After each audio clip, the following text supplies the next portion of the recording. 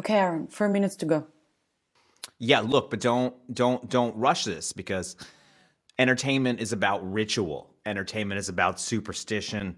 Entertainment is about putting on a show. And before we put on a show around here, especially one of our spectaculars, you know that the final ritual is always to read to Oscar from his favorite book, which is, of course, Puffin, Bird of the Open Seas by Lynn Martin, okay? Everyone knows this is our ritual. This is our practice. And as such, we have to do it. We have to make the time to do it, okay? Oscar, we were not going to skip this, Oscar. The common puffin's tiny gray eyes, dressed up for spring, are no less remarkable. Rimmed in a red shade that matches the bill's red color, the eye at the top is capped with a triangular blue-gray scale. A leathery rectangular scale of the same color appears below each eye. These two adornments, together with the dark lash line extending from the eye across the cheek, give the puffin's face a clownish appearance. The puffin's feet, now a brilliant shade of vermilion, complete its spring outfit. It's May, Oscar. It's May. La imagen por la cual vale la pena arriesgar la vida, sacrificarse hasta la muerte en los campos de batalla de todos los continentes del mundo. Live from West Berlin, it's the committee program sponsored by Cadre Cigarettes, the national cigarette of Equatorial Fredonia, and starring Arun Chowdhury, Julia Doubleday, Forrest, Lovette, Fiamma, Meli, Xhevat, Kastrati, and yours truly, Jacopo, Castelletti. And now, a man who is not afraid to read a stuffed bird a story, Arun Chowdhury. Hi. Thank you, Jacopo. Thank you, everyone, for joining us. Thank you. This is our post-Mayday spectacular. Maybe it would have had more bite as our Mayday spectacular. People around here will tell you they don't get paid. People around here will tell you they have too many things to do. So people around here are responsible for your lack of a Mayday spectacular and your having a post-Mayday spectacular. So I wanna put that squarely on you all, Jacopo, you and the rest of the team. I want you to carry that, okay? In the spirit of, we're going through it and getting it done, we're going to do one of the objects things where I go around and I find something but we make it sound classy and British. Okay, yeah. Yeah, okay, roll. And now, the history of a run in 100 objects. Yes. Quite. Hi, and welcome to the history of a run in 100 objects, when we do highlight some of the fantastic artifacts we have lying around the committee studios, the committee headquarters office, and generally, we seek to better understand ourselves through things. I think that's the thing Americans love to do very specifically. But Jacopo, today it also borders on the world of design, so that's why I thought it'd be cool if you were on here. And what I unearthed when I was moving some stuff around is actually, this is a cool thing. This is a Dutch resistance flyer from the WW2. And let me show that to you. I'll show that to you. Zoek het zel fifth zoig. What it is it's 4 pigs. And it says, can you find the 5th pig? So you're just handing this around. It's pigs. Nobody's mad. But then, if you fold it, kind of Mad Magazine style. Did you guys get a lot of Mad Magazine in Italy? Are you familiar with because it really was genre breaking in a lot of ways. Yeah, nah, unfortunately. Yeah, so they used to have a back cover where you folded it and even the words would line up and say new things and the pictures would line up. This is one of those. So when you fold it all correctly, you get Hitler. You see that? Hitler's the 5th pig. Spoiler for everyone at home, the 5th pig was Hitler. The 5th pig was Hitler. So you have your resistance flyer, you're in Utrecht, you're wandering around, somebody hands that to you. You don't get in trouble because it's just pigs. But then when you put it together, you got yourself Hitler right there. That's Hitler. So that's my object for today. What do you think? It's cool. I think they've been doing this in other cases. There have been remakes in the last years, which were cool. but the original. Yeah, I would encourage you to check out the Mad Magazine stuff. They did a lot of sort of really politically subversive things with stuff like this.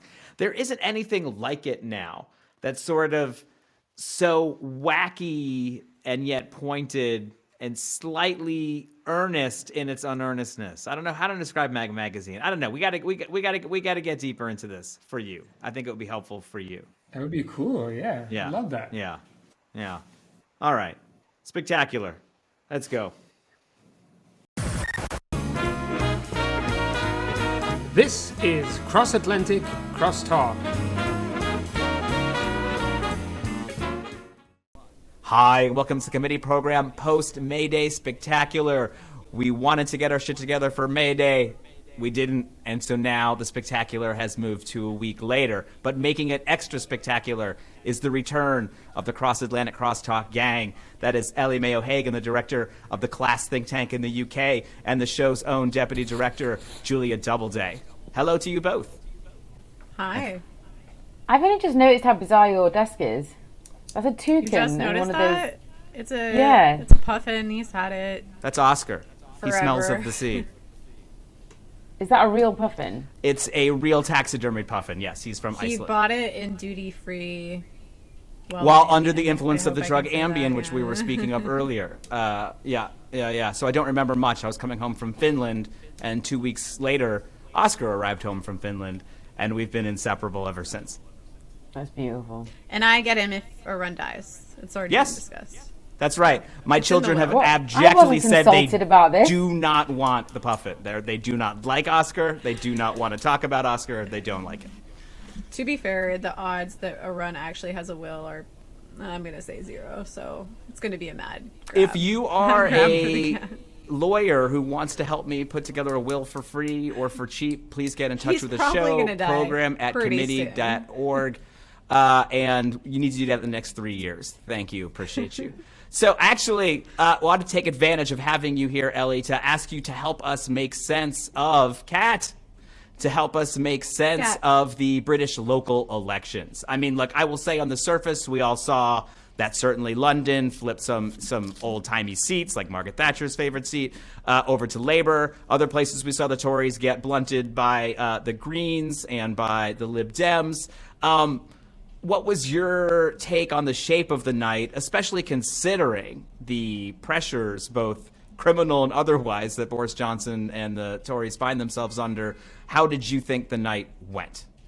So in terms of Boris Johnson and all of the stuff that he's been doing, I think that actually hasn't been good for Labour, because I think that people's attitude is not, oh, I have to vote Labour because the Conservatives are really bad. Sorry, the cat. No, Can I it's all start good. that again? Yeah. No, you're good. Continue. Okay. What was I saying? Yeah, I don't think that people are like, oh, well, the Conservatives are really bad, so I have to vote Labour. I think they're basically, people are like, politicians are all the same. And I think that will depress turnout at elections. I mean, I haven't looked at turnout for these local elections, but it's always quite low. And I think that will actually ironically harm Labour. Having said that, the Tories did do pretty badly in these elections. And I think that has to be traced back to like various things, not just Partygate, but the cost of living crisis, the scandal about Rishi Sunak avoiding tax, all of this stuff. And I think what I'm worried about is that Labour did really well in London. Like, just to say that not all seats in the UK were contested either, so there's just lots of places that didn't have an election. But Labour did really well in London. It won Wandsworth Council, Westminster Council, which has been Tory since 1964, and Barnet Council, which is an absolutely dreadful council under the Tories. So that's good. But elsewhere, I don't think it really, like, Labour really had the performance that it needed to in order to feel confident about its strategy. Because basically Labour's strategy at the moment is like alienate their entire voting coalition in order to attract what I think in America you would call like the Rust Belt voters. Yeah, we're very familiar with So this as a strategy as well. Yeah. Yeah, and I think I would be if I mean I don't know how they're feeling, but if I was them, I would be worried about that strategy, because I think that actually the sort of electoral trends in this country, which I think are created by demographic change and economics, but the electoral trends in this country is that cities are getting more and more progressive, and the kind of sometimes the commuter belt, so the sort of outer ring of the city, is because people are being displaced out, so they have to kind of travel in. That's getting more progressive, but rural areas and towns are becoming less and less progressive, and I think that's largely because young people don't stay in them because there's not as many jobs. And I don't think I've seen anything in this election that shows that Labour has managed to reverse that trend or kind of deal with that trend in any way. And I think it's still going, that trend, in spite of them sort of burning lots of bridges in order to attract these kind of voters in rural areas and towns. I mean, very specifically, they did not get these voters, right? Places like Hartlepool, like kind of backslid, or folks were saying that, that they're actually got fewer votes in these communities than Jeremy Corbyn did in 2018. So I think you could argue that these voters who you're saying they're burning all this political capital to get, they didn't even manage to get any of them. So it really does seem like a futile exercise. Yeah, like they did make gains in some places. I can't remember which ones, but they did, like Cumberland, although that's a new council, but they won that. And you feel like that's representative of this sort of, former kind of red wallish working class description? Yeah, I would say. And then also, I'm sorry, I can't remember all. There's been so many seats that I've And you all name them crazy things, so we understand, yeah. Yeah.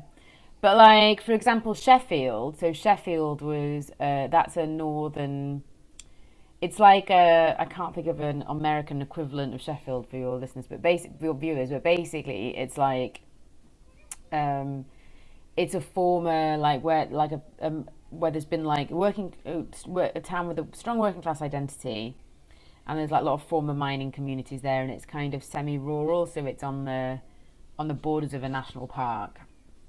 And Sheffield was a target seat for Labour. So what that will mean is that they spent more on ads there, they flooded it with canvassers and popular MPs or well-known MPs, and they didn't win it, which I think is kind of worrying. So yeah, I think they did have quite a good election, Labour, but I don't think they've done enough to justify their strategy. I think their strategy is quite high risk. I don't really understand it. I don't understand their rationale, and I think these elections suggest that it's not paying off necessarily. Yeah.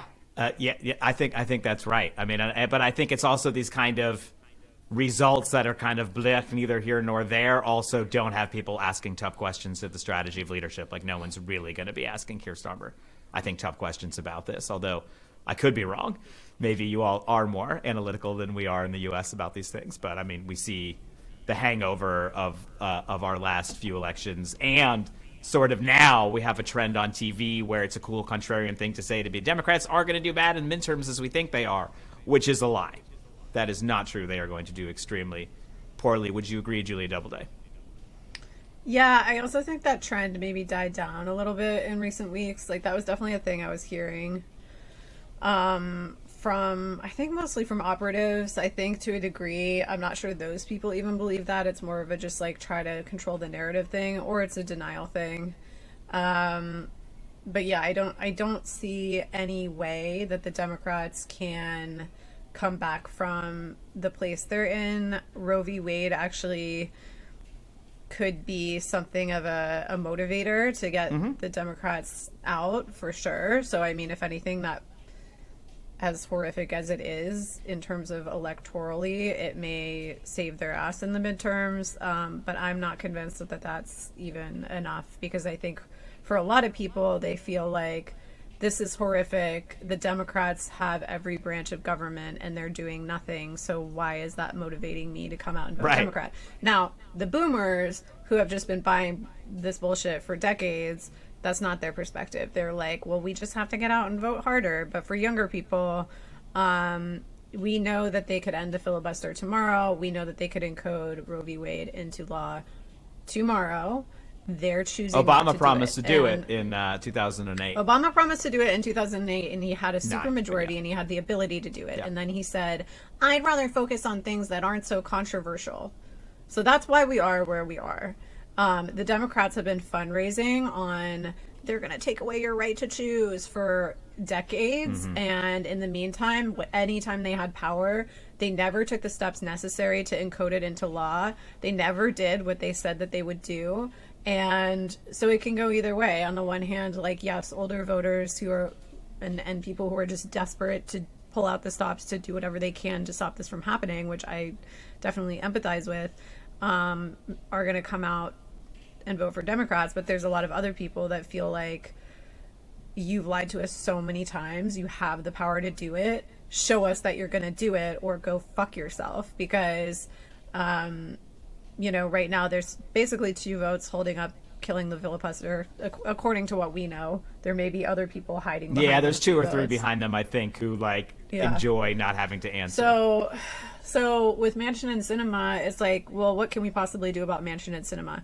The entire weight of the party should be on them. Nobody's even pressuring them. Biden literally a couple days ago said he doesn't want to comment on the filibuster. I mean, can you imagine the inverse case where some Republican is holding up Trump's agenda with their 1 vote? Trump would be on Fox News 24 hours a day calling this guy a loser, pervert. He'd be in their district as well, right? He'd be working in their district. Yeah. He would be picking their opponent. He would be like, you're out because I have power in the party. And when Bernie did that to Manchin, all the Democrats pressured him to cut it out, which was, I thought, also extremely lame. Exactly. Yeah. We also know that the Republicans are going just no holds barred against Madison Cawthorn for a comment he made about how he's been invited to cocaine orgies by the Republicans. Ever since he made that comment, everyone was kind of like, he wants a lot of attention, who knows? But ever since he made that comment, there's been constant drip releases of incriminating. Yeah, he's in trouble. He's in trouble. I mean, they released a bunch of very fucking weird, I personally think it's fratty shit, but sexually inappropriate fratty shit. People just trying to embarrass him and hurt him because he went against the party. But it's true, right? There's consequences. It just goes to show there are things the party can do. And I happen to know that when you run, the party asks for a self-oppo file on yourself. Collect everything that we could find so that we know what we're going to be dealing with if this comes up. I call it the self-blackmail file. No, I'm not going to ever fucking do that for the D-Trip, because if they have that information, they completely control you. So you also saw what can happen with that information when J.D. Vance's campaign by accidentally put it in a file dump with a bunch of other things that they made public, thereby making their own opposition file public, which is definitely not smart politics. Well, that also happened with the WikiLeaks. In Hillary's emails, there was specifically an email that had a document attached that was all of the things Clinton said in closed-door private speeches that would be bad if they got out, and they put them all in one place in one document. And it's like, you guys are stupid. What kind Why of would things? you do that? What kind of things Just did you making say? promises to donors to donors, Basically, saying, economically regressive stuff, right? Like promises to shareholders. Well, no, and also saying we may have one position in public and one in private that's different. We may say we're for these social policies, but don't worry about it. Essentially, that's not going to happen. Also making derogatory comments about environmentalists and talking about how they just need to get a life, and so just a bunch of stuff that is exactly who I think Hillary Clinton is as a person. But for the propagandized masses who consume a really happy feminist icon version of her, that would be very out of step with their idea of what Hillary Clinton is, which is not a power-hungry sociopath.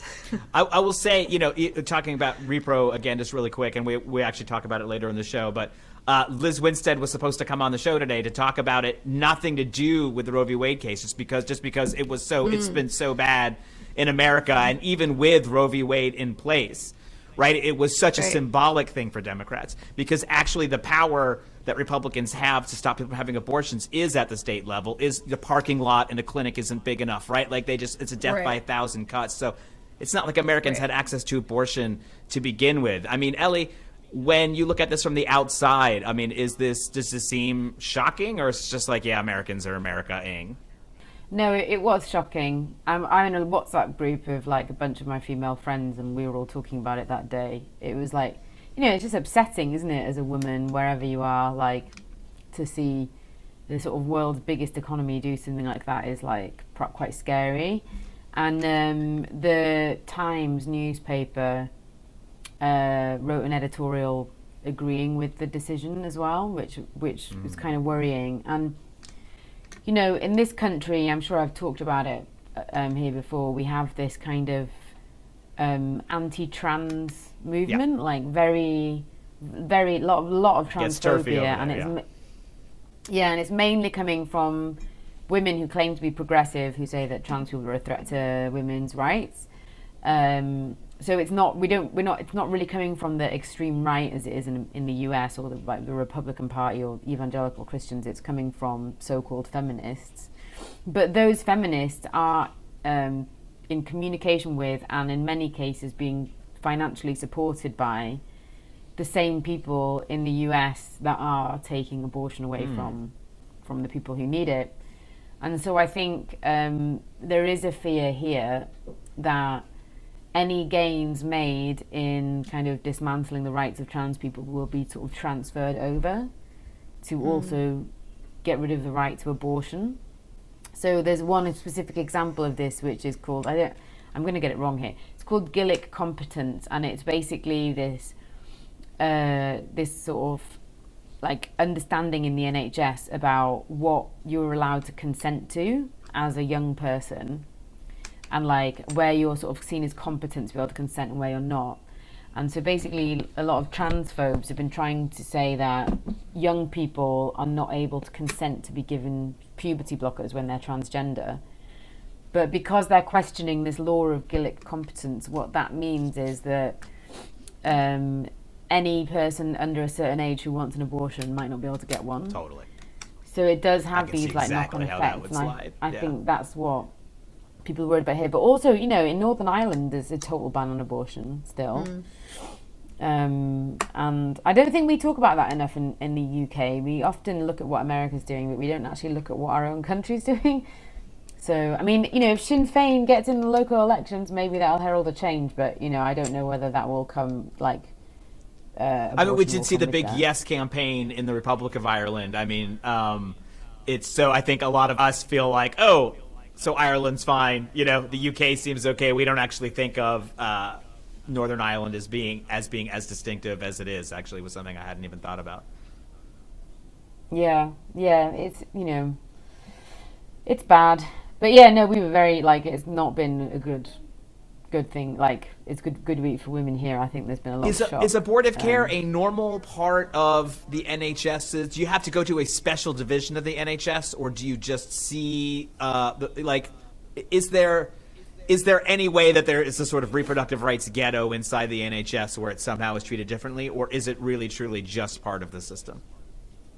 So I haven't had an abortion, but I have had a friend who has, and I went with her to get it done. And I think she was referred by her doctor, and then she just went to the NHS, and then she was given like a pill, and then you take it once, and then like 12 hours later you take another one, and then like it's sort of a chemical abortion. It creates, and I think that was the that was within the NHS. But just to say that in this country, abortion is actually technically illegal. It's just there's exemptions based on mental health grounds or like safety grounds, and the culture is such that all abortions get granted really on mental health grounds. But technically it's not legal here. Yeah. Right. Yeah. Yeah. So there's been lots of campaigns to get it decriminalised, and I don't recall it being decriminalised. So I think that is still the case. But I think you still have to have your abortion approved by 2 doctors here. Yeah. So it's a bit of a funny area because we have quite late term abortions as well. So we have like 24 weeks is the cut-off point here, which like a tiny proportion of abortions happen that late. Like most of them are because there's something wrong and it's a matter of life and death. Most abortions happen like pretty quickly after the woman becomes pregnant. And you know, if you want one in this country, you can get one, like without any problems. But it is strange that it's sort of matched up with this kind of that it not being strictly legal and that you needing 2 doctors to say like they're still shining a light, and there's something sort of special and less desirable about this kind of medical attention in a way. Yeah. And of course, there's like, I mean, we don't have an evangelical movement like in the US. Like, it's nothing like what you have, but like, it doesn't have as much money and power. It isn't really part of our political parties, but of course, there are churches that do try and intervene. You know, they provide counselling. Some of your anti-abortion protesters started picketing our clinics a few years ago. And, you know, at my doctor's surgery, I saw a kind of anti-abortion poster in the reception once, and I like insisted that they take it down. So there is a bit of that, but I would be exaggerating if I said it was on the same level as the US, because it definitely They're just tourists. These crazy evangelicals, they have their fetus jars with them wherever they go. You know, they're going to Puerto Rico, they take it. You know, they're going to Hawaii, they're going to London, whatever it is. They just, you know. Yeah, and the tiny plastic models of babies, that's like, they sort of show you that. And it's no good. Yeah. It's no good. Yeah. Speaking of no good, Julia, and you tell me exactly the thing, but you texted me something that was sort of horrible. Maybe you tweeted it before. I don't know. But I've been texting and tweeting so many horrible No, I things. know, but this want was to the be a simple little more math specific. where it was like, you know, where it was people reevaluating the Sure. deaths, and it was like, actually, if you do the math, there's Yes, no I will- receding, there's no getting worse COVID. I will Okay, help go ahead. you and all of the American people and the American press. Yeah, simplify understand this. what's Make it as actually simple as you happening did in that thing. with COVID, because unfortunately, our press has completely abdicated their responsibility to hold Biden accountable for this pandemic, and we are now arguably worse off than we were a year ago. So here's the reality. We just hit 1 million Americans dead of COVID. 1 million in 25 months. When I said that at least 1 million people would die of COVID, I was treated as crazy by every person. Nobody who called me crazy for that is going to come around and listen to me now. They're still going to call me crazy. But I was right, and Dr. Fauci's prediction, 100 to 200,000 max, was really fucking wrong. So if you look at these deaths, 400,000 people had died when Biden took office. The reason I specifically remember this is because Biden and Harris decided to have a Mission accomplished party, yeah. no, not a mission accomplished party, a maudlin crocodile tear ceremony on the mall the night before inauguration to honor I forgot about that. 400,000 Americans that unnecessarily died under Trump because of his botched pandemic response. They all got up there, they all cried, and they all pretended to give a shit.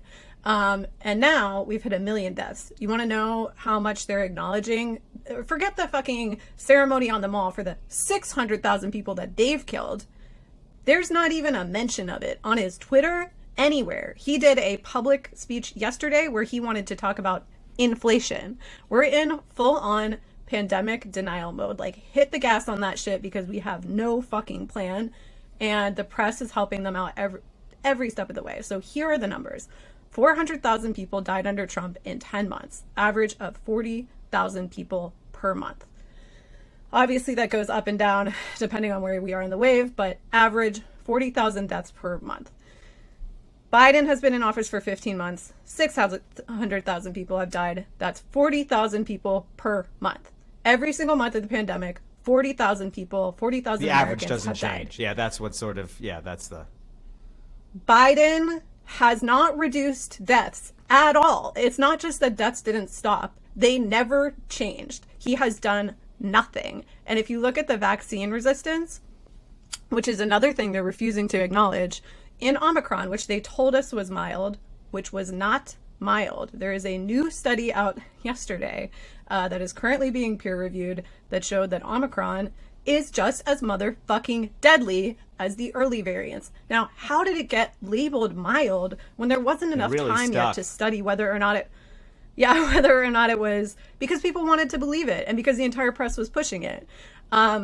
It really stuck, and where it came from was a bunch of journalists who didn't understand the data, who were comparing rates of hospitalizations with rates of cases that were happening on the same day, even though there's a 2-week gap between those numbers. So when you have cases on this day, they have no relationships to the hospitalizations or deaths that happen on the same day. They have a relationship to hospitalizations that happen 2 weeks later, and they have a relationship to deaths that happen 3 weeks later. Nobody at the New York Times can apparently understand this because they've been reporting it this way over and over again. They're still reporting it this way. Cases are going up, but hospitalizations are low. That means hospitalizations are decoupled from cases. This is a very, very basic error in interpreting this data. They've been doing it for months, and yet they're still getting treated like some sort of public health service that we should be going to. These are journalists. They're journalists, and they don't know what the fuck they're talking about. So that mild name that they put onto it, not only is it going to turn out that it wasn't just slightly less mild, it wasn't anything. It was just fucking COVID. And they are putting people in situations where they're incorrectly assessing their risk. So now let's move on to the vaccine resistance. In the Omicron wave, which they claimed was not going to be deadly, about 200,000 people have died of Omicron so far, an incredibly deadly wave. 40% of those deaths were vaccinated people. Now, the Washington Post finally did an expose about this week, and people were angry to see it. They were like, well, this doesn't account, this is oversampling bias. This doesn't account for the fact that so many more people are vaccinated. And it's like, yes, that's true. Read into the article and they talk about that. It doesn't mean the vaccine doesn't work at all. It means that you still have a 12 times more likely to be hospitalized or die if you're unvaccinated. So of course, get vaccinated. But if you think it's a fucking acceptable outcome, a fucking acceptable way to be with this pandemic where 200,000 people die in every wave and 40% of them are vaccinated, we're right back at fucking square one. We're not back to square one, actually. We're halfway there. And as we continue to drop every public protection, ignore every public health advice, as we continue to allow unmitigated spread, we are creating super variants that are becoming more and more and more vaccine resistant. So Delta was more vax resistant than Alpha, obviously. Omicron was more vax resistant than Delta. The new Omicron is more vax resistant than the last Omicron, and all of them are more contagious than the previous ones. So the pandemic is over. It's based on motherfucking nothing. It's based on nothing. And every time I try to talk to people about this, they look at me like I'm crazy because they've been so socialized to feel like it's over. But if you have a counter argument, go look at the numbers and explain to me what the fuck the counter argument is. Because I think the counter argument is I'm sick of it and I'm in denial. The reality is, that's for sure the counter argument to it. It just happens to be more powerful than, in some ways we want to give it credit for, right? The White House Correspondents' Dinner was last week, and we all said this is a super spreader event. They put 3,000 unmasked people in a crowded room. I ain't going there. What are you talking about? Fauci refused to go the same day that he said the pandemic phase was over because he knew it was good for him. Biden went, although he wouldn't stay for the dinner to try to reduce risk, although he was up there speaking with no mask on. This is sort of airplane logic where you're like, it's okay as long as I'm drinking alcohol. They're the people. They're the people who are supposed to be telling us what's going on with the pandemic. They're yucking it up with Joe Biden about how specifically they joked about how they're at a super spreader event. I actually want to put a thing. I think it's worse than that in a way. Look, it's epidemiologically it can't be worse than you say. But I mean, the communications. It used to be, what are you going to do? Or we're doing everything. But the rise in openly hostile talking about other countries, specifically China, still wanting to pursue a zero COVID policy lockdown. Like, we see these insane articles. They're shooting people's dogs, like all these things. Like, Ellie, is that also happening? Or Julie, I mean, feel free to react. You know what I'm saying? But this is happening, right? Like, you see these articles. I just want to finish. I want to finish my thought about White House Correspondents' Dinner, which is that they made a big deal about how they had tested everyone. First of all, the rapid tests don't work very well anymore. We know that. Secondly, they often don't work until 3 or 4 days into your symptoms. We know that as well. But they're, again, ignoring science, the thing they promised they weren't going to do. Then at the dinner itself, they said every single person was tested. They said that over and over again. And then somebody mentioned, well, the staff wasn't tested. All of the staff serving them the entire night, walking around, no masks between all the tables. True?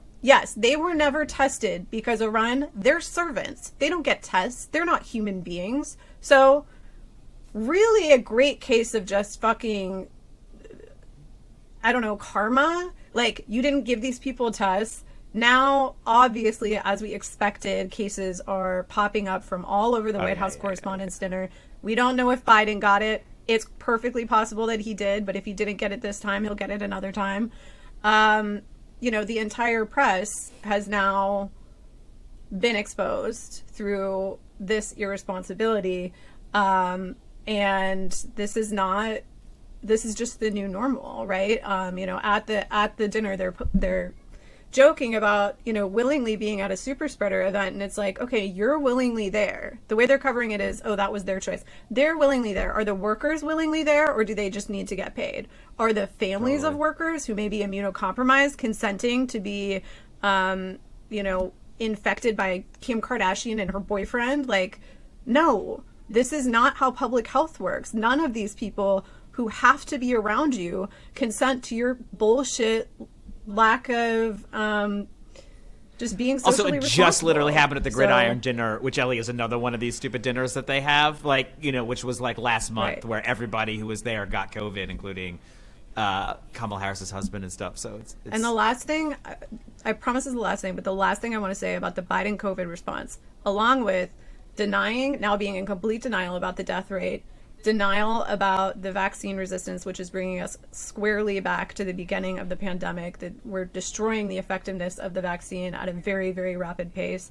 Denial of long COVID. 10% of cases have long-term, even lifelong, debilitating effects. It affects every organ in your body, from your brain to your stomach to your heart. You can have a heart attack after you have it. You can have a stroke after you had it. All of these things are not things that happen with the flu, and they're not happening uncommonly. One study found that brain damage was noticed in 25% of people who had COVID of any severity. So don't you think it would be good to figure out whether that's an issue before we pursue a policy of forced mass infection?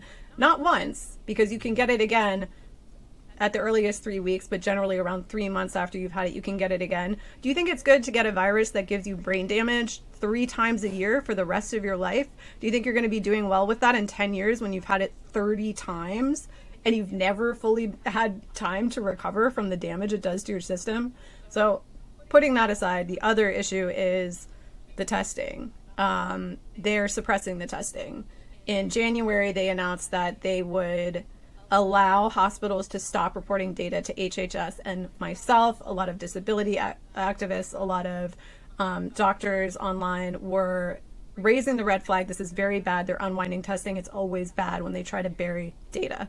And the only thing the media and the press thought to do was to publish a bunch of articles about how this was misinformation, because even though it's true that they were getting rid of that metric and they were unwinding that data, there are other sources of data, so the data is redundant. And it's like, well, if you have 2 working brain cells, you understand that as you unwind testing, you don't cancel every single piece of data collection on the same day. You do it slowly behind the scenes. So that's exactly what happened. In February, a lot of the federal requirements were relaxed. Now, I'm in DC. The DC itself was now supposed to be reporting their cases and hospitalizations and deaths daily. They said, oh, we're not going to do that. We'll just do it weekly. We'll give you like a community spread number. We'll do it once a week. It's day 9, no reporting. I have not seen any numbers from DC since April 27th, I think. The wastewater data site, which is supposed to be the last place that you can check to see where cases are in your city, hasn't been updated since April 27th. Now, why is this relevant to vulnerable people? I live in a house with 3 people. One of them plays a live show in a band with no mask every Wednesday. And previously, I had been able to talk him out of performing on nights when cases were high in DC. This week, I have no data to show whether cases are high or low, so he played the show. This is exactly the kind of situations where people are getting forced into unsafe situations. They're getting forced to go to work. They're getting forced to go to school. They're getting forced to be exposed to other people because we don't even have the data to protect ourselves or make our own health decisions or advocate for ourselves. So at the end of the day, this isn't a policy of choose for yourself. It's a policy of forced infection. We have no choices. We have no data. And Trump never would have gotten away with the amount of just COVID cover-up that's happening right now. I have no way to know what COVID is doing in my city, and neither does anyone else. Ellie, do you think there's the same level of engagement with COVID in the UK right now, or have people in Europe we're kind of in a weird numbers are going down, but not as far down as they should, and some people are saying they may be about to come up again. I don't know how you all are off the continent. So it's a bit different here to the US. So, well, first of all, things are just totally back to normal here. Things are back to normal here. I was not saying they're not back to normal. I'm saying people are brainwashed as fuck because the death toll is not back to normal. It's just their behavior that's back to normal. I think I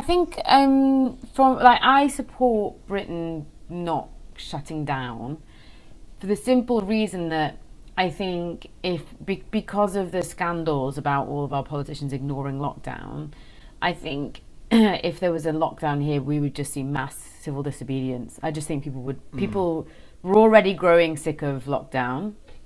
They were growing sick and tired of the pandemic. We were 2 years in, 18 months in, and then two things happened at the same time, which is there was a huge story that it turned out the government had just been breaking all the rules all the time.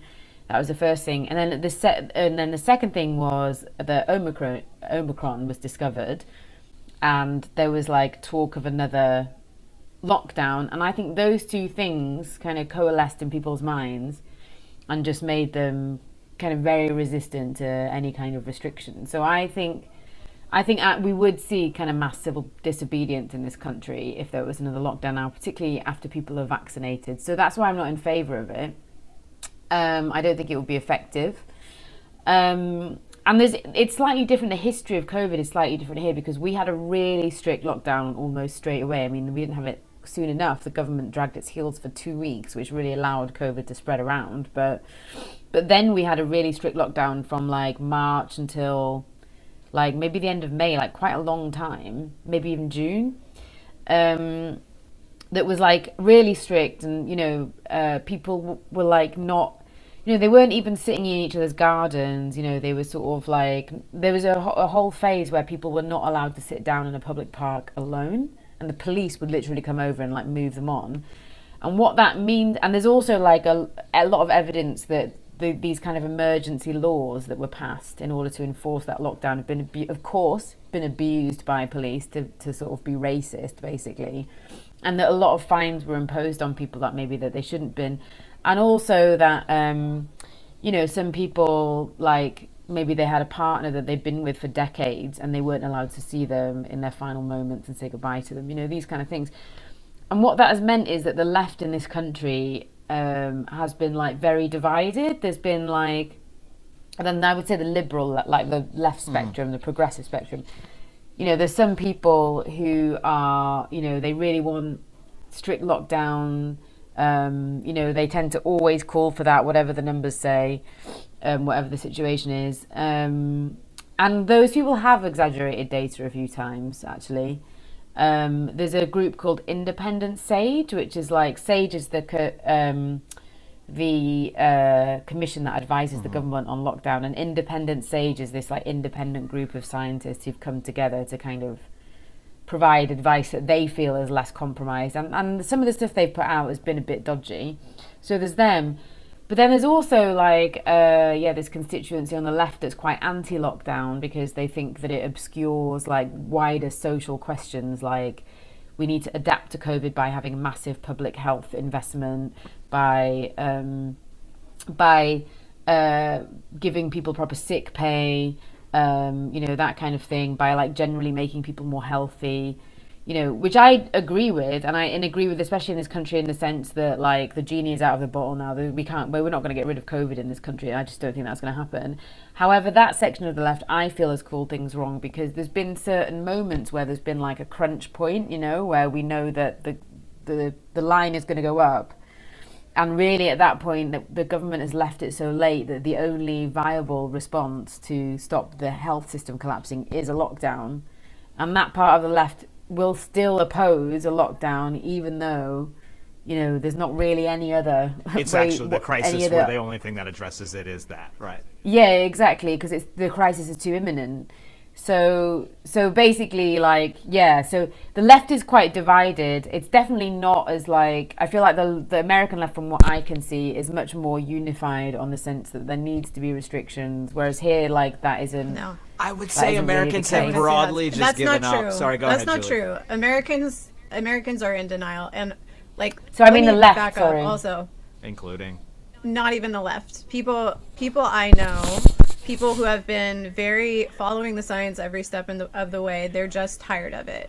But I posit that being tired of it is very much a result of the media landscape that you're in. And if you're in a media landscape that for the last year has told you it's mild now, it's the flu, everyone's going to get it, you're going to be fine, without any discussion of the vaccine resistance, which is getting worse, by the way, and will continue to get worse, without any discussion of the fact that vulnerable people, disabled people, older people are still dying at the same numbers. These numbers haven't changed. 40,000 Americans dead every month forever is not a solution. So whatever the solution is, whether it involves lockdowns or not, what I'm trying to get out there is the actual information of what's happening, because people don't know that information. The first step before we make decisions is for people to understand what's happening.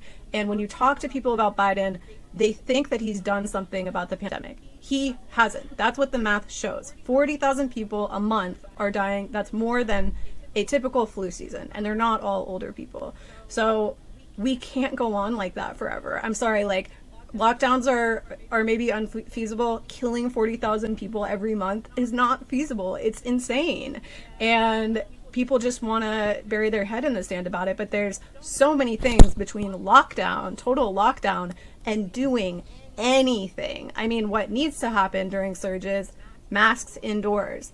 That's the only thing I'm doing. I wear a mask when I'm indoors. When I'm outdoors, I socialize with my friends outside. When I'm indoors, I wear a mask, and I haven't gotten COVID. That's basically the only thing you need to do to significantly cut community spread. But people are just so horrified by this idea, and they also equate it to lockdown. I'm sorry, having to wear a mask indoors in a public space during a pandemic that's killing 40,000 people a month is not a big ask. And if you want to see your friends, sit on the patio that's 5 feet away. I mean, the only situation I can think of where my life has changed significantly is when I want to go drink all night and go to a club and be out late and have my mask off indoor drinking. I can't do that during a surge, although I can do it during the 3/4 of the time that there's not a surge. But if that's your biggest motherfucking priority in life, more so than not letting 40,000 people die a month, go get fucking counseling, because that's just not my biggest priority. I don't give a fuck. Go to your fucking club the next month, because these waves they're pretty short. I mean, they're a month to 6 weeks where there's really, really high risk of exposure. So I would also point out that because of the severe need that people have for this to be over and to pretend that we're in a completely different situation now, people push back on my boundary, which is literally just, I'm going to wear a mask indoors. That's it. I'm still going to see you. I socialize all the time. People want me to be unmasked indoors the same way that Republicans wanted Democrats to be unmasked indoors at the beginning. It's very much this is making me uncomfortable. I don't like that you're doing this. And to me, it's there's something psychological underlying that, where it's I need to prove the pandemic is over, and that can only be done if you stop shoving it in my face that it's not. And even if COVID were just the flu, which it's not, but let's just do a little intellectual experiment. COVID's the flu. When I get the flu, I tend to get sick for 2 to 3 weeks, and it's very miserable. If I had the choice between sitting in a restaurant and I know there's a really good chance I'm going to get the flu, and sitting 5 feet away on the patio, I know that I'm not going to get the flu, why would it be so hard to understand that I'm going to sit on the patio? That's fucking rational. So, like, people calling everything lockdown, people saying, like, oh my gosh, like, this is so bad, you know, you're wearing a mask indoors. It's like, I thought we were going to follow the science. The science fucking says this shit isn't over. And, like, if the Biden administration didn't understand that, why are they going out of their way to suppress testing and to suppress data that people can use to protect themselves? Because right now, we don't have reporting in DC. Like I mentioned, it's been 9 days and there's no accountability. No journalists are saying, hey, didn't you guys say you're going to put out this information once a week, even though that was already a bare minimum? I have no idea what's happening in my city. The bare minimum the Biden administration can do for us is give us the information we need to make reasonable choices for ourselves, which was supposed to be, you know, the far right version of how to deal with this anyway. Everyone assesses their own risk. I can't assess my own risk right now. But secondly, if people want to not be responsible for the continuing death of 40,000 people every month, just wear a mask inside. It's not that fucking big a deal. It's been a public service announcement from the Doubleday Society. No, it's important. It's like, you know, it's just about what we value, because the only thing that I would like, and I've said it to you before, is you're like, it's unsustainable to have 40,000 people die a month. I want to put should. It should be unsustainable, but it's not, either communications-wise, it's not physically. We can handle this psychologically. This amount of death is something that is palatable. Psychologically, to Americans, maybe, and but generally workforce-wise, economy-wise, this is why people are fucking losing their shit and why inflation is off the charts. All of these things are related and they're refusing to connect them. But you can't kill 1 million workers every couple years and have that not affect your economy. Like, obviously. 1 million excess deaths. More than 1 million excess deaths, because we know we're undercounting. One is reminded of the enclosure movement after the Black Plague in Britain. It's going to be great for workers. The ones that survive and don't get disabled, it's going to be great. We're, you know, hopefully me, if I'm there, will be commanding a much higher salary. But you're going to see a lot of angry New York Times articles about how horrible it is that workers are asking for stuff. But a bunch of op-eds in the future. Hey, let's do a culture one next time. All right, this was dark. You know, we should do another culture one next time. Let's think about that. I really love the yellow jacket. Yeah, people responded well to it, actually. Oh, good. So what should we watch next? I wouldn't mind watching. Maybe one thing I would like to watch but haven't got around to yet is The Dropout. I haven't watched it, and Julie's been pushing me to watch it. So, is it good? It's okay. Here's the thing. It's not really good. Oh my God! Save it, Julie. Save your analysis for when we do it on the show. And Amanda Seyfried is amazing, and. Yeah, so it's worth watching for that. Like, I think it would be like a middle of the road show if it weren't for Amanda Seyfried, and the guy that plays Sonny is also really good, Naveen Andrews. Yeah, oh yeah, I like him. Yeah, there's loads of posts on Reddit that like of people who are like, you know, right, you know, there's like advice pages on Reddit. There's loads of posts of people being like, I was interviewed, you know, that are starting to come up now, of like from sort of 10 years ago when people were like, I've been shortlisted for this job for this tech company, but the interview process was really weird and I'm getting a funny vibe. Should I go for it or not? And then like 10 years later, they were like, yeah, that's Theranos. That was Theranos. It's like... Oh my God. Yes. Okay. That's the plan. We have a plan. This is going to be fun. Okay, great. Good. Okay. That means, because I've been lobbying Matt to watch it for ages, and now I can say I have to watch it for work, so... Yeah, that's how I've been tricking Arun into watching a lot of stuff. He has to watch Independence Day next. Yes. I'm very excited for it. Happy post Mayday, y'all. Never seen it. As a Brit, I have to say I love the bit where the Brits are for some reason in a bunker, and they're like, bloody good show, the Yanks got involved. It's like Colonel Blimp pops out of some ways, you know. They go out around the world, and like half the people are like in huts, like the Americans, they figured it out. Yeah. Oh Lord, I'm in for a lot of treats. I'm in for a lot of treats. 90s. Committee, comitato, committed, committeto, corul, committee, we young way, submittee, we committee. يا حلا جلابي عدو القمر شوفي بكاسك قلي وبعتلي خبر عينا بالتوالي تامر وصنوبر والورد ببالي وعشفة في صور. Okay, Aaron, 4 minutes to go. Okay. Mommy made me mash my Mayday M&Ms. Mommy made me mash my Mayday M&Ms. This is how I warm up. This is how we warm up. I like the mantra. And Papa, of course, made us mash our post Mayday M&Ms. What did you end up doing for Mayday? How was your Mayday?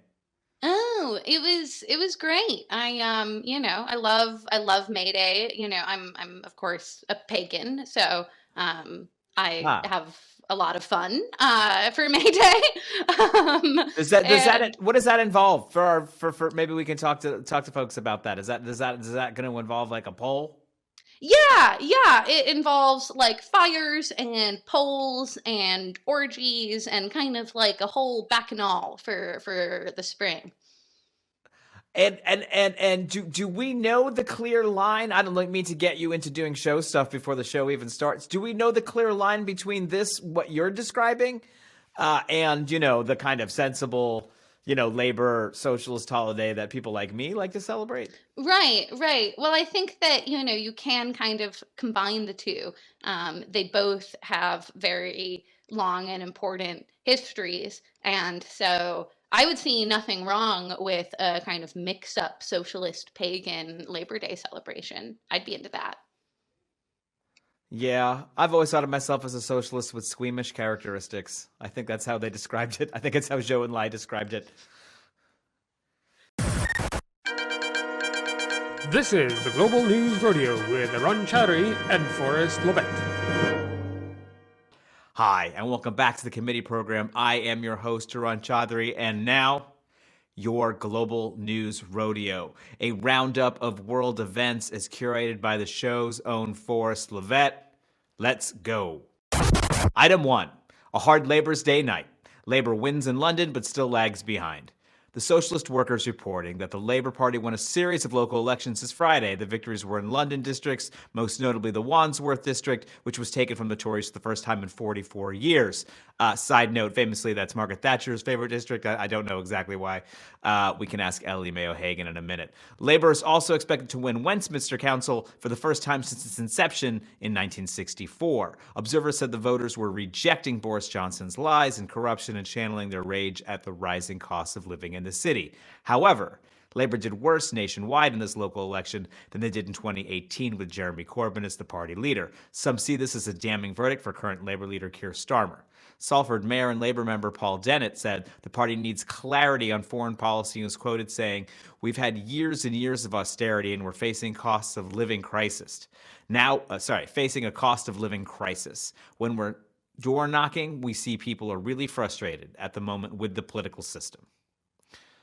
The other thing that I will say is you also did see a lot of the things, a lot of the votes the Tories lost going to both the Lib Dems and the Greens, which is just not particularly helpful. Item 2, SCOTUS, Supreme Conservatives of the United States. Leaked abortion draft looms large. Democracy Now! Is reporting on the leaked draft opinion by the United States Supreme Court and their decision to overturn the landmark ruling of Roe v. Wade. In this draft, Justice Samuel Alito wrote Roe was egregiously wrong from the start. If the draft comes to fruition, it would strip away the guaranteed federal constitutional protections for abortion rights, which have been in place since 1973. The leaked opinion says that Justice Clarence Thomas, Neil Gorsuch, Amy Coney Barrett, and Brett Kavanaugh will join Alito in voting to overturn Roe v. Wade. 13 states have already passed trigger laws that will go into effect immediately if these conservative justices have their way. These states are among 26 states in total that are expected to enact a complete ban on abortion as soon as legally possible. Speaking to Democracy Now! Attorney Catherine Colbert said that the lopsided conservative court poses a threat not only to abortion rights, but to women's rights in general, such as the ability to use contraception, the ability to be sexual with somebody of the same sex, and the ability to marry for same-sex couples. I will say we were actually supposed to have Liz Winstead, friend of the show, on tonight to speak about repro rights. She is, of course, the executive director of Abortion Access Front and is an old friend. But that was before all of this happened, and so now she is much, much too busy to come join us. So actually, Hawley, Brett, and I are going to have a bit more to say about this in a bit. Item 3, Sri Lankan shutdown, millions of workers strike. Forrest, I feel like you didn't try with any of these for any, none of these have the spark of life. It's fine, and I'm actually really interested to hear what's going on in Sri Lanka because it's been across the whole Indian subcontinent. There's been a lot going on, but we need a little spark.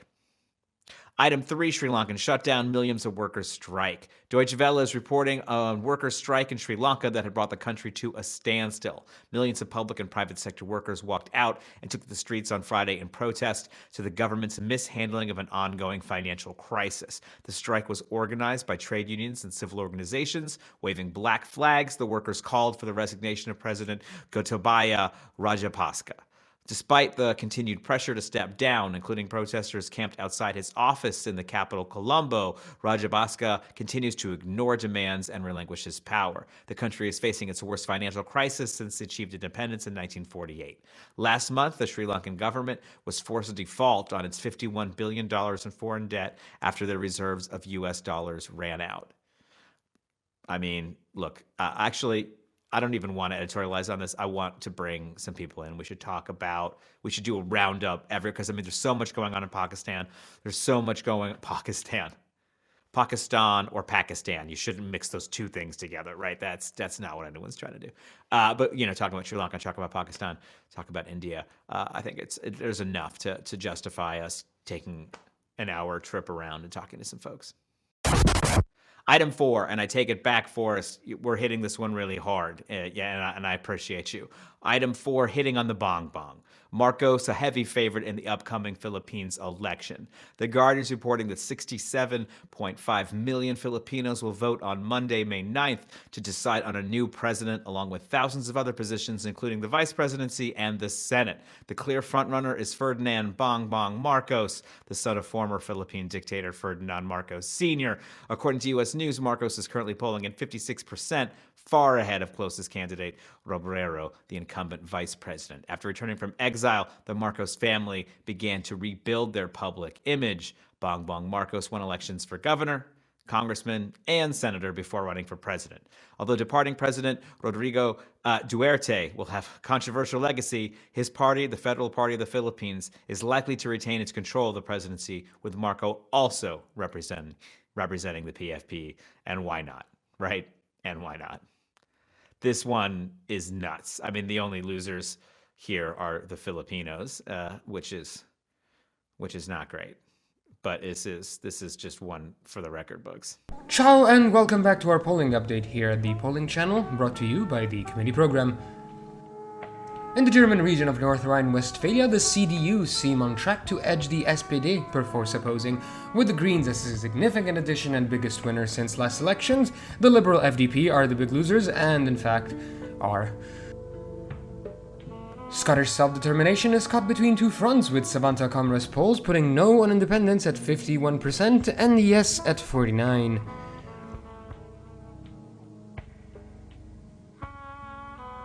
Terrible weather in the Philippines per Octopole, with strongman heartthrob Marcos dominating the field. He is, of course, the son of former strongman heartthrob Marcos.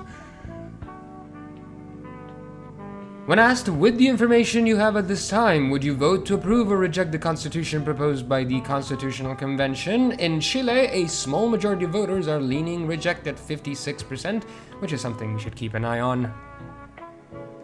And a good old-fashioned Roy Morgan poll in Australia has both major parties in a dead heat at 35%. Cynics among you may have feeling about that, but we are simply here to report the weather. And in fact, from the staff here at the Polling Channel, thank you so much for watching, and stay safe out there.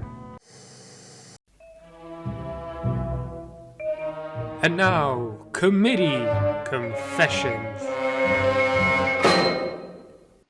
Hi, and welcome back to the Committee Program, and this is Committee Confessions, where we go deep into our souls and let out the primal screams that can only come from things that bang around in the news. And who could be more appropriate guest than Hawley Brett, who is the papal and royal correspondent? I feel like this has sort of a pseudo-Catholic feel to it. Jacopo certainly put that into the credit, so I think it makes sense.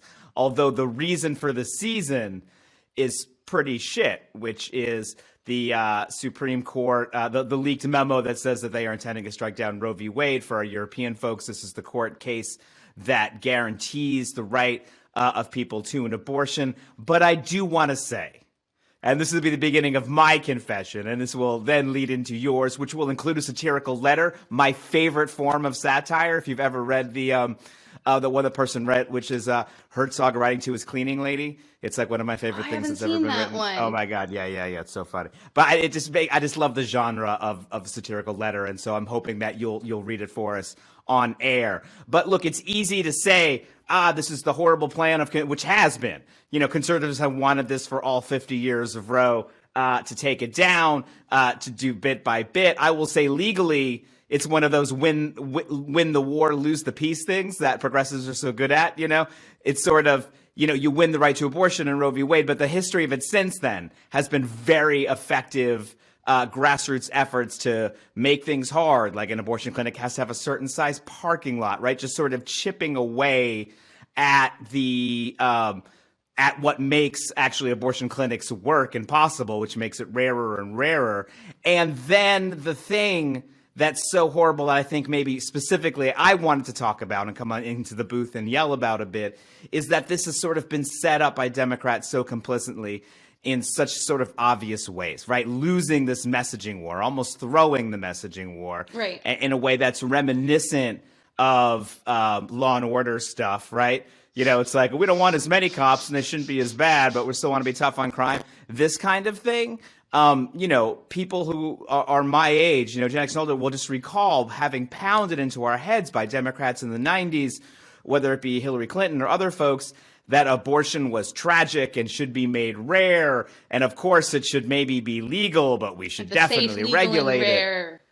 Yeah, and this sort of pushed in and sort of really fed kind of an entire generation of people being afraid to say the word abortion and to have abortion activists being about anything but abortion. And I would say culminating in some of my real anger in organizations that talk about pro-choice things but are like involving themselves in primaries, say, between two pro-choice candidates like Bernie Sanders and Hillary Clinton, right? Both pro-choice people. Why are repro dollars going to this kind of thing instead? And so I do think there's just been this sort of this abandonment of the messaging war. I mean, is any of that resonant with you? 100%. that all resonates with me. I think that right now, some of the Democratic leadership are acting like this is some huge surprise. Oh my God, Roe's going to fall. As if this plan wasn't being executed completely in the open the entire time for 50 years. Yeah. And so there's a huge refusal to look at any of the past decades and any of the past failures on this issue, whether they're rhetorical or strategic, such as supporting anti-choice candidates in the Democratic Party, which currently they're continuing to do. Jim Clyburn was just talking yesterday in support of a candidate in a Democratic primary who's anti-choice against a pro-choice woman candidate. That is right now. That is current. That's today. We're not defending 90s politics, something that happened in the 90s here. The current stance it's true. Right. House leadership right now is that we are a big tent and we making abortion a litmus test is purity politics. And it's people, it is known, right? I think this is something everyone in the audience will know, that abortion is broadly popular in the U.S. in similar ways that it is other places. So this is like an instance of sort of minority opinion capturing majority through political ineptitude, through other things. But so many Democrats have run these pro-choice campaigns, moderate Democrats even in places like Colorado, and have based their entire campaigns on reproductive rights and have never delivered a single legislative win, have never done the equivalent of the parking lot has to be this big. No, the parking lot doesn't have to be that big. Right. Leaving this up to the court, some would say, is sort of negligent of a supermajority. Not even just this one. Obama, of course, said he would Obama find had a something. supermajority and said that with that supermajority, they were going to make it a priority to pass national legislation. And as soon as Obama got into office, they never touched that issue ever again. So to be clear, they did not try. This is not like, oh, they had a supermajority and they fought the fight and then lost in the final mile and just couldn't get it quite over the edge. No, they just completely abandoned even attempting that fight. And I think this sort of pretend care is what your letter really gets at in such a smart, funny way. This sort of lack of actual care, but still strident. And I think I just wanted to comment on two things. I think you said that I just want to take a little further, actually, because they're right on point. So one thing you mentioned was the just the faith in the courts, right? Like the idea that the courts, that's where we find justice and the protection of civil liberties. That would be great, and maybe people older than me have some memories of that happening.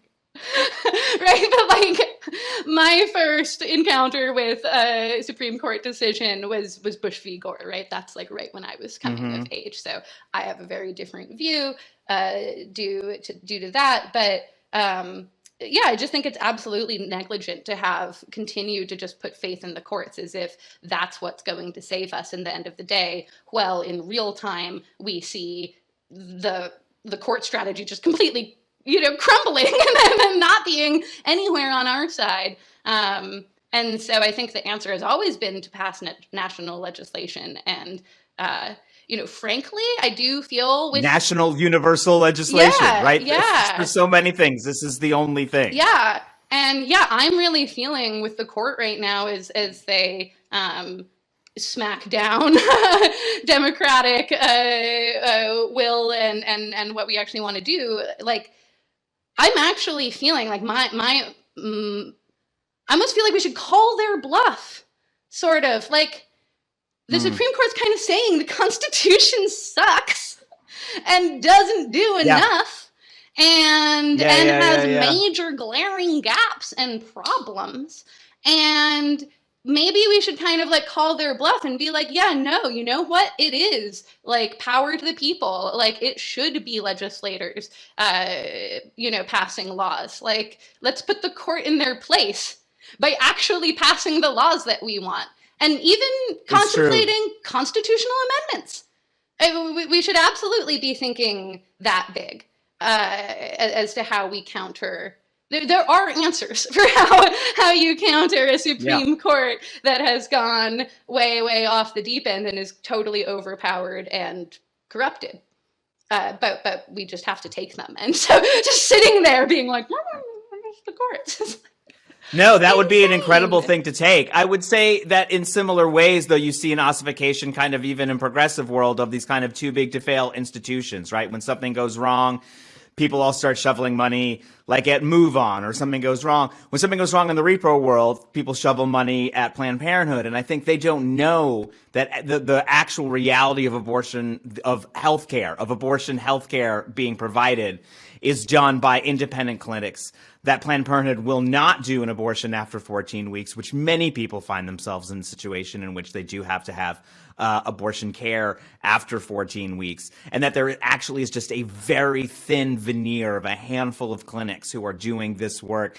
And I would like to direct our viewers to the Abortion Access Force and Abortion Access Front, who are a group who really keeps track of this stuff really well. And as you're looking for places that you do want to help and you do want to donate, I would just recommend the folks who aren't afraid to put abortion in their name, right? Talk about centering abortion. Let's actually do it. 100%.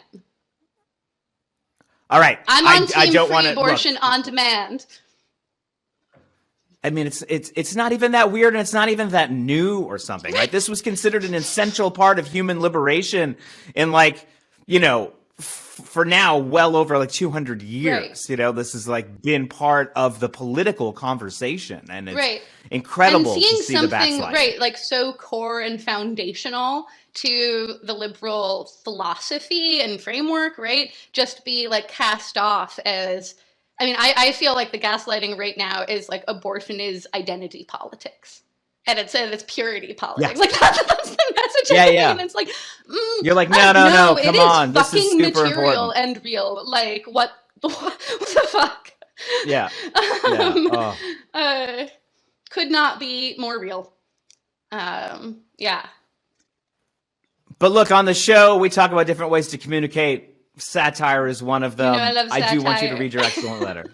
I do want you to read your excellent letter, which is told in the voice of a D-Trip fundraising email. Certainly a pinnacle of American political culture.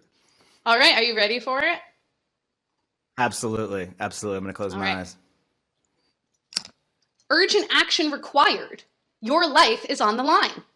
It's a message from the GCCC. Dear Hawley, I wanted to reach out personally about the news of the Supreme Court's leaked decision overturning Roe and the Republican Party's attack on reproductive rights.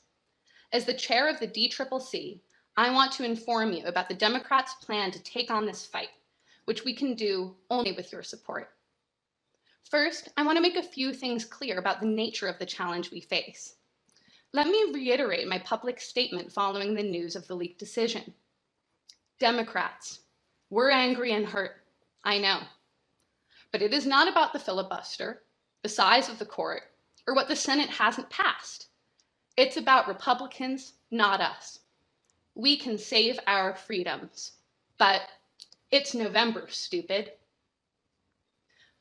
Those who think we should take any other stance than complete resignation in the face of the single largest rollback of human rights in the history of our country are hopelessly naive idiots when it comes to politics, a sophisticated science best handled by our expert political analysts. Anybody criticizing our approach should in fact be suspected as a right-winger who aims to thwart our path to progress. This is nothing to get hysterical about, and we hope that your pretty little head can't connect the dots between our previous neglect on the issue of abortion rights and other fundamental intersecting issues, and our current abdication of responsibility to protect our most core values and rights. For example, our failure to pass the Voting Rights Act will make it all the harder to vote and express the democratic will of the country, the people like you whose lives are at stake. Deeply unfair and racist gerrymandered districts that could have been prevented are now already locked in place, even if we were to pass legislation now. It's simply too late. This just means you'll have to work extra hard come November, digging deep to help us emerge victorious. We hope this makes you feel ever more inspired to vote and stand up with us as we take on this fight. There's some asking why, with control of the House, Senate, and presidency, we Democrats will not use every possible recourse to pass national legislation protecting the right to abortion, such as removing the filibuster and passing the Whole Women's Health Protection Act. It would be a tragedy and a disgraceful stain on our party's and nation history if Roe were to fall without an answer from Congress under a fully Democratic administration. But we must accept this as a fact. It will happen no matter what. And we need to look with optimism ahead to November, when there's an opportunity for our party to lose control of both the House and the Senate. This will provide a much clearer path to passing national legislation enshrining the right to abortion, and any other vision is amount to daydreaming. We could exert maximum pressure every hour, minute, and second in the lives of Senators Manchin, Sinema, and any others who support a regime of forced birth and the criminalization of pregnant people. But this is out of the question, even though this approach has not yet been tried on any other part of Biden's so far failed agenda. We will make no commitment to running a 50-state strategy to fight in every state house where abortion rights will be determined if there is no national action at this point from Democrats, which you'd presume would be the only backup plan failing action from national Democrats. We will not recruit and run pro-choice candidates in every contested race. What we will do is this. The DCCC and the DSCC will continue to fund anti-choice candidates with the personal support and endorsement of Democratic leadership, including Nancy Pelosi and Jim Clyburn, who are supporting an anti-choice male candidate against a pro-choice woman in a Democratic primary in Texas. Yesterday, Clyburn put it best when he argued that abortion cannot be a political litmus test for inclusion in the party, saying, We have a big tent party. And if we're going to be a big tent party, we got to be a big tent party. Since this is a primary and Democratic leadership could opt to support the pro-choice candidate instead, if the anti-choice candidate wins, Democrats could conceivably win the House in November by 1 seat, in which case we'd be 1 vote short of being able to take action on abortion rights. This is just another great reason why we need even more Democrats in the House, and we need your support to make it happen. We need you to vote like your life depends on it, because it does. Our strategy will be to wait until the midterm elections, an opportunity to lose our current trifecta in Washington, to whip the votes out of you using this issue as our implement of force. We won't die on this hill, but you might. So we're banking on that fact and asking you to keep it in mind as your motivation to get out the vote come November. Our plan of what we would do if we were to even win in November is TBD, to enhance the element of surprise. Faith always requires a little leap, and we're asking you to take this leap with us now as we take on this fight. Remember, your life and freedom is on the line. Tell Republicans now, stop the attack on reproductive rights. Sincerely, Sean Patrick Mahoney, DCCC Chair. So. Oh, applause, applause, applause. Look, I know you need to get out of character and get back into character as the royal and papal correspondent, because in 2 segments, that is where we're going to be at. But I really appreciate you being here with us in the booth, and I really appreciate this piece of writing from you, which I think is hilarious. And maybe send us a text. Maybe we can do a thing where it scrolls while you read. That would be it could great. be Yes, I will send it along. Thanks for having me today.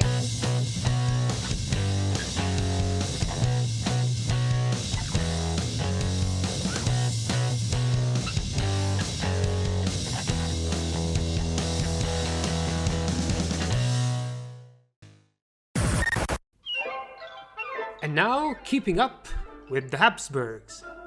Full of flavor and ideology, Cadre Cigarettes and you, perfect together, and sponsors of the committee program. And now, once again, we have fan favorite Hawley Brett and our ongoing saga of a story of Europe's most famous family, keeping up with the Habsburgs, in which Hawley, who is our continental royal and papal correspondent, we still have openings for our rail correspondent, all of you train nerds. I like trains too. You can't do everything, okay? You've got a beat, you've got a good beat, just stick to it. Okay. And let's get back into it. I mean, I will say, I know we took a step into the Stone Age last time. I will say that I am still excited about getting towards the Reformation. Me too. So where do you want to start us off today? Yeah, so one thing I wanted to really kind of check in with is there was this article recently in the Atlantic. It was about Europe's ex-royals. So that's been on my radar because the article was looking at who the players are in Europe and the family histories of even a wider pool of people than just the Habsburgs. Of course, we look at the Habsburgs too. The King of Albania, I saw, seemed to be living a very modest life in that article. Indeed. And I loved the moment when Karl von Habsburg, of course, he's the head of House of Habsburg-Lorraine. We're fans of him here on this show. I really loved the moment when he came on the Zoom with the reporter, and the reporter asked him, what can an old family like the Habsburgs offer Europe in the 21st century? And I think that his response was spot on.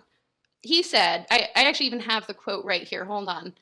He said, a sense of history. If you want to understand or do any prediction on what might theoretically happen in the future, you have to base it on something, right?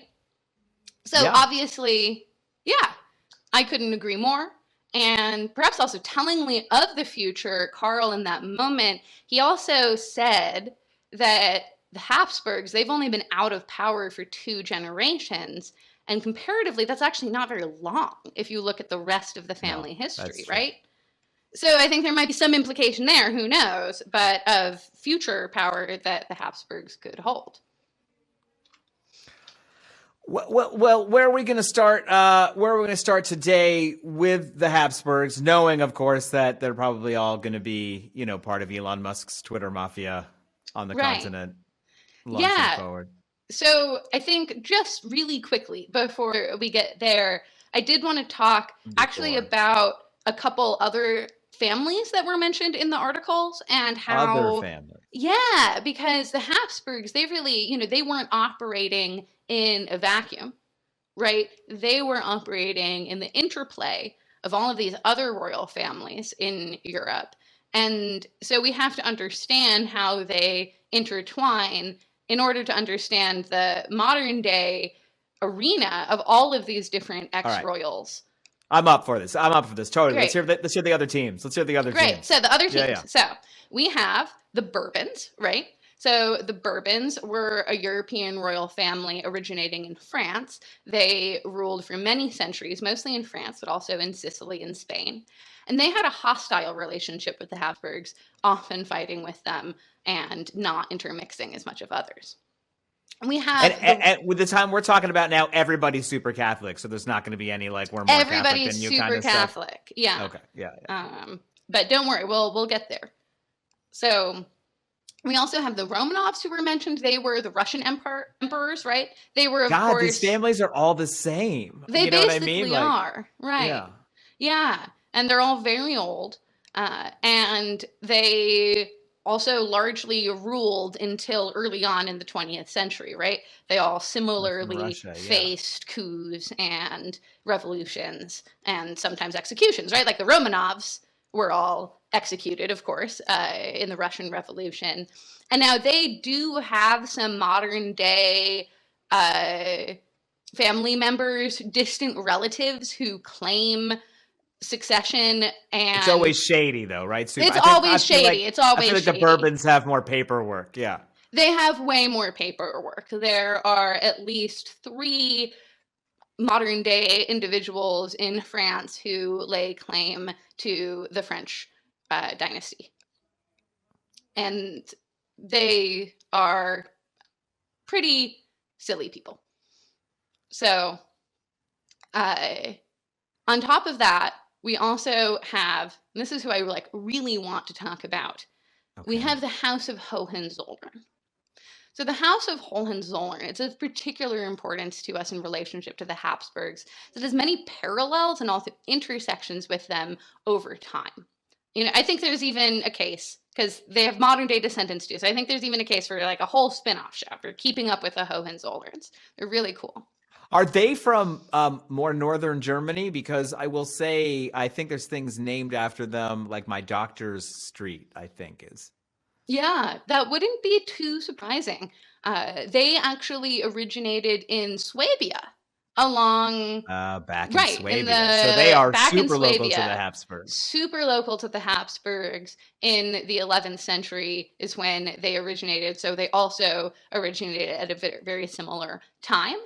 And they supported another house, the House of Hohenstaufen, was also a noble house in Swabia at the time.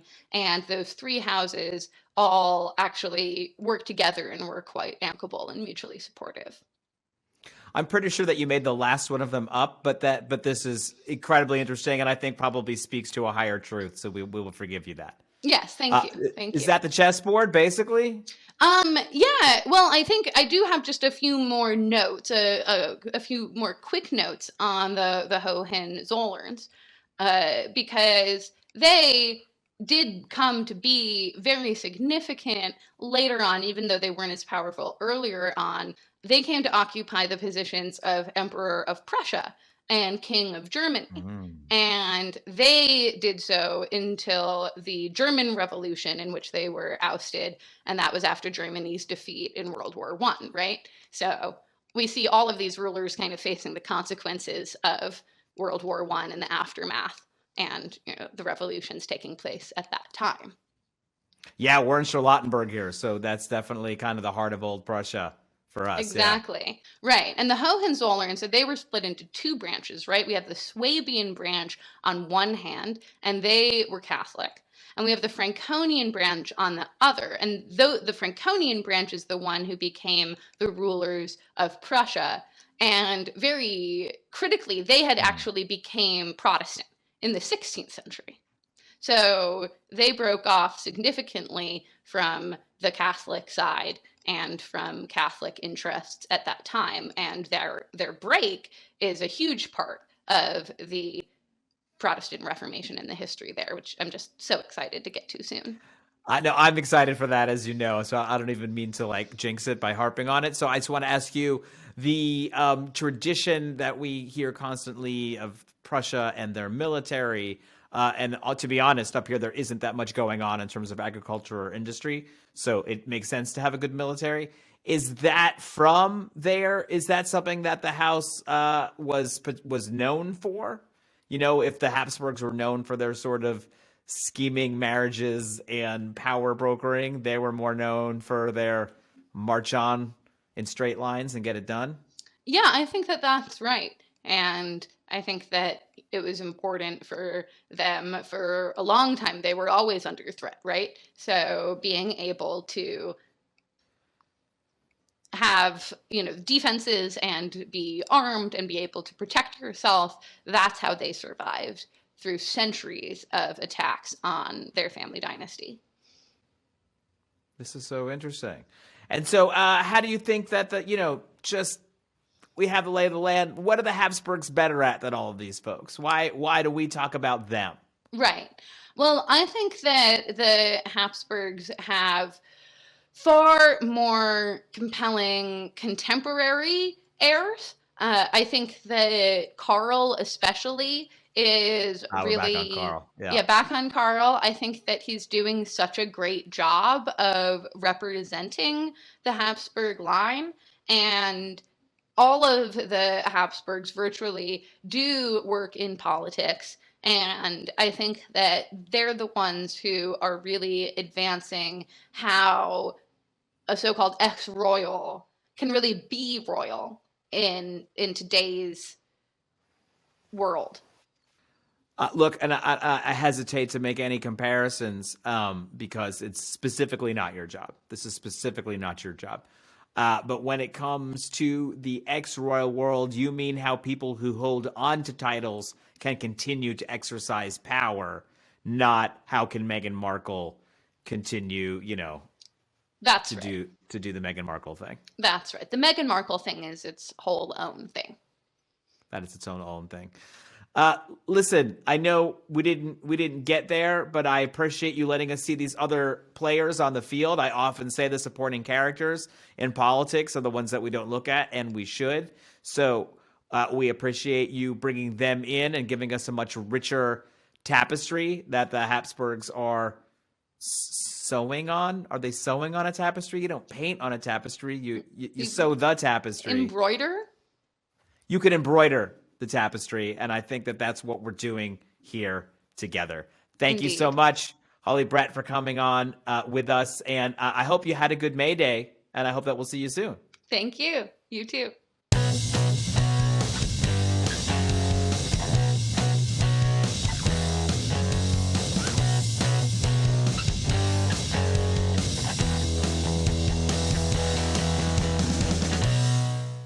Thanks so much for tuning into the committee program. We know you have many options when it comes to content consumption, and we appreciate your attention to this new season with new episodes on Sundays at 4 p.m. Eastern Standard Time and at 10 p.m. Central European Time.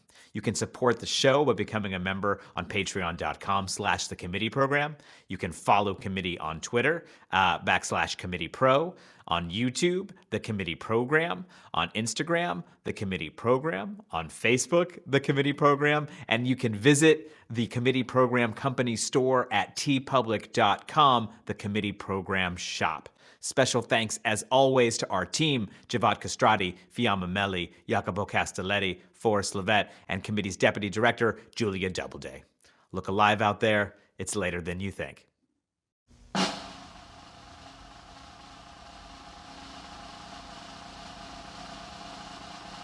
It's the end of our broadcast day.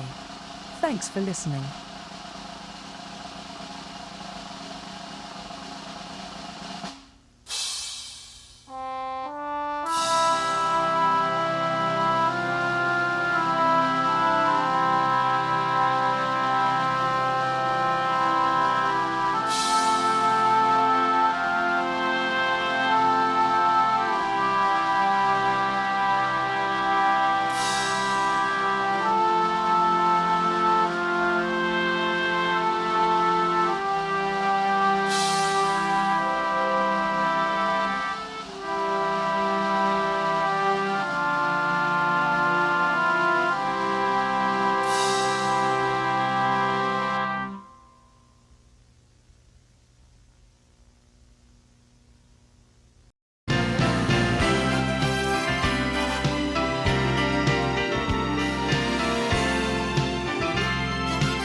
This was the 13th program in our second series.